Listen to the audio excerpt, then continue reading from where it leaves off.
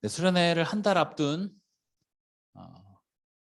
승모 좀 옆으로 와도 될 것 같은데 네, 얼굴이 안 보여가지고 수련회를 한 달 앞둔 6월의 주제는 제자도입니다. 그래서 제자도에 관련해서 여러분과 좀 같이 말씀을 나누려고 합니다. 여러분은 제자라는 말을 들으시면 어떤 마음이 드시나요? 제자. 제자라는 말은 이제 교회가 아니면 잘 사용하지 않는 단어가 됐죠. 여러분들이 아마 많이 사용하지 않으셨을 거라 생각이 돼요. 제자는 사실 제자 홀로 존재할 수 있는 게 아니고 스승이 있어야 제자가 있죠. 스승이 없다면 제자도 존재할 수 없습니다. 제자라는 말이 잘 사용되지 않는다는 것은 역으로 참 스승이 없다는 것을 반영하는 게 아닌가라는 생각을 해보곤 합니다. 반면 교회는 제자라는 말을 많이 사용하죠. 왜냐? 그리스도인이라는 이 말 자체가 예수 그리스도를 따르는 사람, 예수 그리스도의 제자라는 의미이기 때문입니다. 이런 제자의 의미를 좀 여러분과 같이 나누면서 마태복음 8장 본문을 정했습니다. 마태복음 8장 오늘 본문은 예수님께서 하신 이야기이죠. 그래서 그 내용을 좀 같이 한번 보려고 하는데요. 오늘 본문에는 예수님과 한 서기관 그리고 또 한 명의 제자 이렇게 세 사람이 등장합니다. 그래서 셋이 이제 나누는 대화인데 한번 이 부분을 좀 같이 한번 보겠습니다. 먼저 마태복음 8장 19절인데요. 한번 띄워주시겠어요? 네, 마태복음 8장 19절입니다. 한번 같이 한번 읽어보겠습니다. 시작. 한 서기관이 나와 예수께 아뢰되 선생님이여 어디로 가시든지 저는 따르리이다. 한 서기관이 예수님께 와서 이야기합니다. 선생님 어디로 가시든지 제가 따르겠습니다. 라고 이야기하죠. 서기관은 율법학자를 이야기합니다. 그러니까 말씀을 연구하고 말씀에 대해서 이제 정통했던 사람들, 이 사람들을 서기관이라고 하고요. 당시에 이제 종교 지도자이자 상당히 이제 존경받는 사람들이었습니다. 그런데 겉으로 하나님을 경외하는 척하는 사람들도 있었고요. 그 안에서는. 근데 이 19절을 지금 저희가 봤을 때 이 사람이 어떤 마음으로 예수님을 따른다고 했는가는 사실 정확히 알기는 어렵죠. 진심으로 그렇게 이야기했는지 아니면 이제 그냥 겉으로만 그렇게 이야기를 했는지는 확인하기는 좀 어렵습니다. 이런 서기관의 말에 예수님이 뭐라고 얘기하셨을까요? 20절 한번 보겠습니다. 한번 같이 한번 읽겠습니다. 시작. 예수께서 이르시되 여우도 굴이 있고 공중의 새도 거처가 있으되 인자는 머리 둘 곳이 없다 하시더라. 여기서 인자는 예수님을 이야기합니다. 여우도 굴이 있고 공중의 새도 거처가 있다. 그런데 인자는 머리 둘 곳이 없다. 무슨 뜻일까요? 한낱 미물들도 거주할 곳이 있는데 나는 거처할 곳이 없다라고 말씀하시는 것이죠. 이 부분을 메시지 성경이 번역을 굉장히 잘했는데 한번 보여주세요. 한번 제가 한번 읽어보겠습니다. 예수께서 잘라 말씀하셨다. 고생할 각오가 되어 있느냐? 너도 알다시피 우리가 묵는 곳은 인류 호텔이 아니다. 라고 번역했습니다. 예수님의 이 말씀은 뭔가 좀 부정적, 회의적이라는 것을 알 수가 있죠. 그러면 이 말이 무슨 뜻일까요? 그러니까 내가 가는 길은 고생길이니까 각오를 하고 오라는 이야기인가요? 아니면 오지 말라는 이야기인가요? 여러분 어떻게 생각하세요? 오라고 하는 것 같다. 오지 말라고 하는 것 같다. 나는 무슨 말을 해도 손을 들지 않을 것이다. 네. 어떤 의미인지를 조금 이따가 다시 한번 살펴보겠습니다. 두 번째 사람을 좀 보고 나서 좀 살펴볼 텐데요. 21절부터는 서기관과 다른 또 한 사람이 등장합니다. 본문은 이 사람을 제자라고 지칭합니다. 그런데 이 제자는 예수님이 이제 아무것도 이야기하지 않으셨는데 먼저 이렇게 이야기를 하죠. 한번 보여주세요. 21절 하반절인데 이렇게 이야기합니다. 주여 내가 먼저 가서 내 아버지를 장사하게 허락하옵소서.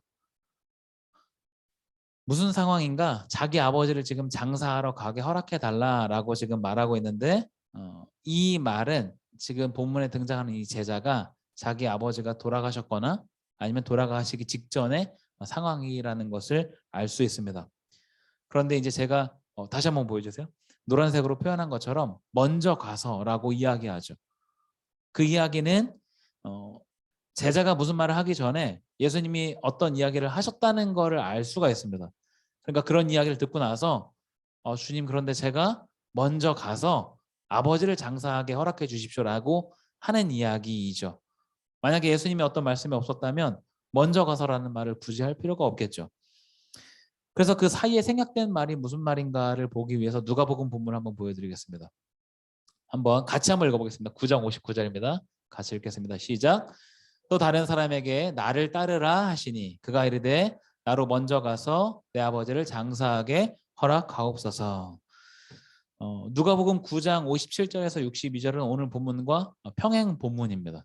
사복음서에 같은 내용이 이제 반복해서 나오는데, 그래서 이런 것들을 평행 구절, 평행 본문이라고 말합니다. 제자들이 이제 각자의 관점으로 기록했기 때문에 조금씩 이제 차이가 있는데, 이 누가복음 본문을 보면 예수님이 하셨던 말씀이 뭔지를 알 수가 있습니다. 그게 뭐냐면 나를 따르라라는 얘기를 먼저 하셨고, 그래서 이 제자가 제가 그럼 먼저 가서 아버지를 장사하고 오겠습니다라고 말하는 것이죠. 아마 앞뒤 문맥이 조금 더 이해가 가실 거라 생각이 됩니다. 이 부분을 그래서 다시 한번 정리해서 말씀을 드리면, 그 한 서기관한테는 인자가 머리 둘 곳이 없다, 내가 거처할 곳이 없다라고 이야기하셨고, 다른 제자한테는 나를 따르라 라고 먼저 말하십니다. 그런데 지금 이 제자가 자신의 아버지가 지금 돌아가셨거나 돌아가시기 직전 상황이기 때문에 아버지를 장사하고 오게 해달라라고 요청하는 내용이죠. 그래서 왜 먼저 가서 아버지를 장사하게 해달라고 했는지를 알 수 있습니다. 이 제자가 지금 요청하는 것은 부당한 내용이 아니죠. 당시 이제 율법을 지키는 유대인이라면, 유대인이 아니라고 하더라도 자식된 도리로서 당연히 해야 될 일을 지금 예수님께 말하고 있습니다. 특히 율법에는 부모를 공경하라라고 이제 십계명에도 기록하고 있기 때문에 아버지를 장사하러 가는 일은 지극히 당연하다고 볼 수가 있죠. 그런데 굉장히 특이한 상황이 벌어집니다. 예수님이 그렇게 말씀하시는 제자를 향해서 이렇게 말씀하시죠. 죽은 자들이 그들의 죽은 자를 장사하게 하고 너는 나를 따라라. 무슨 말인가요? 죽은 자들은, 처음 이야기한 죽은 자들은 영혼이 죽은 자를 이야기합니다. 그들로 하여금 아버지를 장사하게 하고 너는 나를 따라라 라고 말씀하시는 것을 볼 수 있습니다. 아버지의 장례는 그냥 그들에게 맡겨둬라라는 것이죠. 다소 좀 납득하기 어려운, 실천하기 좀 어려운 명령이라고 할 수 있습니다. 십계명에도 부모를 공경해라라고 말하고 있는데, 예수님이 지금 장례를 뒤로하고 나를 따르라라고 말씀하시는 것이 이게 과연 이치에 맞는가라고 우리가 생각을 해볼 수 있죠. 예수님께서 그렇게 말씀하신 이유는 무엇일까요? 그 제자를 향해서 아버지의 장례를 뒤로하고 나를 따르라고 말씀하신 그 진짜 이유. 예수님은 물론 그 부모 공경을 하지 말라, 저버려라 라고 말씀하시는 것은 아닙니다. 그런데 예수님께서는 지금 우선순위에 대한 가르침을 주시고 있는 것이죠. 정말 관심을 갖고 집중해야 할 것이 무엇인가, 여기에 대해서 지금 말씀하시는 것을 볼 수 있습니다. 그래서 오늘 본문 22절을 제가 메시지 성경으로 다시 한번 준비를 해봤는데, 한번 같이 한번 읽어보겠습니다. 시작. 예수께서 거절하셨다. 중요한 일이 먼저다. 내 본분은 삶이지 죽음이 아니다. 나를 따라오너라, 생명을 좇아라. 다소 무거운 명령이죠. 결코 쉽지 않다고 이야기할 수 있습니다. 오늘날 초상이 나도 가지 말라고 말씀하시는 것은 아니지만, 그만큼 중요한 일이 있다고 하더라도 나를 선택해라, 예수님을 따르는 것을 선택해라 라고 말씀하시는 것이죠.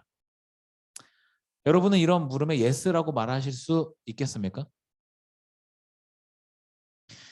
아까 하지 못한 이야기를 좀 마저 말씀을 드리겠습니다. 예수님께서 서기관한테 하신 말씀, 힘들 테니까 나를 따라오라고 하는 건지 아니면 따라오지 말라고 하는 건지, 그 부분을 봐서는 명확하게 알기 어렵지만, 방금 살펴본 것처럼 제자에게 하신 말씀을 본다면 제자에게는 나를 따르라 라고 명확하게 말씀하시기 때문에 그 서기관한테는 사실은 나를 따라오지 말라는 부정적인 명령으로 이해할 수 있습니다.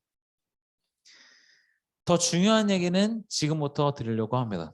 그러면 왜 예수님은 이 서기관한테는 부정적으로, 또 이 제자한테는 나를 따르라고 하는 상반된 명령을 주셨는가? 왜 그랬을까요? 잠시 생각할 시간을 드리겠습니다. 왜 이렇게 상반된 명령을 주셨는가? 서기관이 뭔가 싹수가 놀았기 때문일 수도 있겠죠. 아니면 예수님의 기적만 보고 쫓아온 사람이라고 생각하셔서 이렇게 이야기를 했을 수도 있지만 본문에서 이야기하는 것은 서기관이 어떠한 사람인가가 중요한 게 아니라 그 다른 사람이 누구인가가 중요한데 이 한 명에게 포인트가 있는데 그 이유는 뭐냐 하면 그 사람이 제자이기 때문입니다. 예수님을 기꺼이 따르겠다고 이야기했는데도 회의적으로 말씀하셨고 아버지를 장사하러 가겠다고 이야기하는 사람한테는 나를 따르라 라고 말씀하신 이유, 그것은 그 사람이 헌신적이라서거나 아니면 예수님의 말씀을 듣고 순종해서 아니면 착실해서가 아니라 단지 그 사람이 예수님의 제자이기 때문입니다. 바꿔 말하면 제자로 훈련받는 과정에 있는 사람이기 때문에 그러한 것을 다소 무리한 요구를 하더라도 요구하신다라는 것이죠. 우리 많은 청년들도 그렇겠지만 저도 이제 청년 시절에 교회에서 많은 봉사를 했습니다. 제가 여러 번 말씀을 드린 적이 있는 것 같아요. 아침에 일부 예배를 드리고 제가 아동부 교사였기 때문에 아동부 예배를 드리고 중고등부 교사도 같이 했기 때문에 중고등부 예배를 드리고 그리고 점심 먹고 나서 청년 예배를 드리고 저녁 예배를 드렸습니다. 여러분 예전에 저녁 예배 있던 거 아시죠? 아 모르세요? 네. 예전에 보통 다 저녁 예배를 많이 드리다가 이제 오후 예배로 바뀌었는데 그렇게 주일을 보내고 나면 굉장히 좀 정신이 없고 힘들었습니다. 근데 그때 이제 교회 봉사만 했던 것은 아니고 이제 선교단체에서 임원도 하고 있었고 나름의 이제 바쁜 삶이 있었습니다. 그게 끝이 아니고 그때 이제 제가 대학생이었고 학원에서 이제 일도 하고 있었는데 그런 생각을 했어요. 왜 내가 이렇게 살아야 되지? 라는 생각을 두통약을 먹을 때마다 했던 것 같습니다. 그때 하나님께서 저한테 하셨던 말씀이 오늘 본문의 9절입니다. 죽은 자들이 그들의 죽은 자들을 장사하게 하고 너는 나를 따르라. 그렇게 음성으로 들려주셨다는 얘기가 아니라 성경을 읽던 중에 와닿았고 마음에 감동이 됐다라는 이야기입니다. 그때 들었던 생각이 내가 예수님의 제자이기 때문에 나한테 이러한 것들을 요구하시는구나, 이러한 삶을 살게 하시는구나 라는 생각이었습니다. 그런 어떤 깨달음은 있었지만 그렇다고 해서 제 삶이 갑자기 뭔가 단순해지는 것은 아니죠. 여전히 바쁜 삶을 살아가지만 그 방향이 조금 더 명확해졌다고 할 수 있겠습니다. 제가 그렇게 힘겨운 시절을 보냈기 때문에 뭔가 이제 봉사를 많이 하는 청년들을 보면 짠한 마음이 드는 것이 사실입니다. 그런데 그러면 그냥 쉬는 게 어때라고 말할 수는 없는 노릇이죠. 왜냐하면 제자의 길이란 각자에게 주어진 분량을 살아가는 것이기 때문입니다. 그냥 두 손 두 발 놓고 있으면 몸은 편할 수 있고 부담은 없을 수 있지만 우리를 제자로 부르신 그 주님의 부르심에는 사실은 정반대로 가는 것이죠. 그리고 그런 부르심과의 정반대의 길은 순탄하지 않고 오히려 더 우리를 힘겹게 할 수 있습니다. 여러분에게 질문을 한 가지 드리고 싶어요. 여러분은 예수 그리스도의 제자입니까?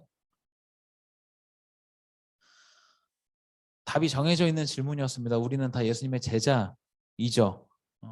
예수님을 따르는 사람들이기 때문에 예수님의 제자인데 이 질문이 다소 부담이 되는 이유는 우리가 그렇게 제자의 삶을 산다라고 말하기는 어렵기 때문이 아닐까 생각이 됩니다. 그럼 어떻게 하면 되겠습니까? 우리가 제자다운 삶을 살기 위해서 필요한 것이 어떤 것이 있을까? 제가 여태까지 여러분과 말씀을 나누면서 삶의 자리에서 우리가 주어진 삶에서 감당해야 되는 영역들을 좀 많이 말씀을 드렸는데 그래서 교회에서만의 생활이 중요한 게 아니라 각자 주어진 삶의 자리 또 그리스도인답게 살아가는 것이 중요하다라는 이야기를 많이 드렸습니다. 그게 맞는 말인데 오늘은 역으로 기본기에 대한 중요성을 좀 여러분에게 말씀을 드리려고 합니다. 예배의 자리, 교회에서 맡고 있는 봉사, 또 내가 말씀을 읽고 기도하는 경건의 훈련, 이것들은 기본기입니다. 여러분 기본기가 뭔가요? 기초가 되는 근본 바탕이 되는 것을 이야기한다라는 것이죠. 이러한 것들이 바로 서지 않으면 사실 다른 영역에도 영향을 미치게 됩니다. 제자다운 삶을 살기 위해서는 이러한 기본기를 당연히 갖춰야 한다라는 것이죠. 작년 말에 이런 책의 제목이 나왔습니다. 모든 것은 기본에서 시작한다. 혹시 읽어보신 분? 네, 괜한 질문 냈습니다. 누구나 이런 말을 할 수 있죠. 모든 것은 기본에서 시작한다. 누구나 이런 말 할 수 있는데 이 책을 쓴 사람이 누구인지를 알면 여러분이 다 고개를 끄덕이실 거라 생각이 되는데 이 책은 누가 썼냐면 손흥정 씨가 썼습니다. 누구냐면 손흥민 선수 아버지이죠. 그 손흥정 씨 자체도 굉장히 기본에 충실한 삶을 살았지만 그러한 삶의 태도를 아들인 손흥민 선수에게 전수하려고 노력했다는 것을 그 책에서 좀 확인할 수 있었습니다. 기본기를 굉장히 강조를 많이 하셨는데 그래서 그 손흥정 씨가 운영하는 아카데미에서도 학생들을 이제 기본기를 보통 2, 3년 정도를 가르치고 손흥민 선수가 언제 축구 시작했는지 아세요? 초등학교 3학년 때 시작을 했는데 기술을 언제부터 배웠냐면 초등학교 6학년 때부터 배웠답니다. 그 전 3년은 기본기만 이제 배웠다는 이야기이죠. 우리는 기본에 지나치게 충실한 축구 선수가 어떠한 결과를 만들어내는지 사실 잘 알고 있습니다. 제자란 어떤 사람인가? 스승을 따라가는 사람이 제자이겠지만 스승이 전달하고자 하는 그 기본기에 충실한 사람이 제자입니다. 이러한 기본기가 갖춰져 있지 않다면 우리의 신앙생활이 무너질 뿐 아니라 삶의 균형도 같이 무너지게 되는 것이죠. 우리에게 주어진 삶의 자리를 충실하게 채워나가는 것 당연히 중요하지만 하나님과의 관계가 뒤틀려 있다면 이것부터 바로잡는 것이 순서입니다. 부득이한 경우가 아니라면 예배에 참석하고 말씀을 듣는 일, 할 수 있는 봉사에 참여하는 일, 매일 말씀과 기도로 무장하는 일, 이것이 예수 그리스도의 제자로서 갖춰야 할 기본기입니다. 제가 주일 오후 2시에 이 자리에 없다면 여러분 어떤 생각하시겠어요? 뭔가 무슨 일이 생겼구나라고 생각하겠죠. 대단한 일이 생겼다고 생각하겠죠. 뭐 교통사고가 났거나 뭔가 피치 못할 일이 있거나 여러분 중에 한 분이 주일 오후 2시에 여기 없다면 여러분 어떻게 생각하시겠어요? 피치 못할 일이 있겠구나라고 생각하는 사람도 있겠지만 아니라고 생각하는 그런 것보다 생각하는 사람이 있을 수도 있겠죠. 우리가 어떠한 기본기를 갖춰가는 사람인가 당연히 해야 될 일에 집중하는 것들이 필요하다는 생각을 해보게 됩니다. 오늘 이후로 우리 각자 모두에게 이런 기본에 충실한 제자의 삶을 살아갈 수 있기를 간절히 소망합니다. 주어진 자리를 충실하게 감당하는 것, 말씀과 기도로 우리를 무장하는 일, 이것이 제자로서 맡겨진 것들을 감당하는 기본기입니다. 여기 앞장서는 저와 여러분들이 될 수 있기를 간절히 소망합니다. 함께 기도하겠습니다.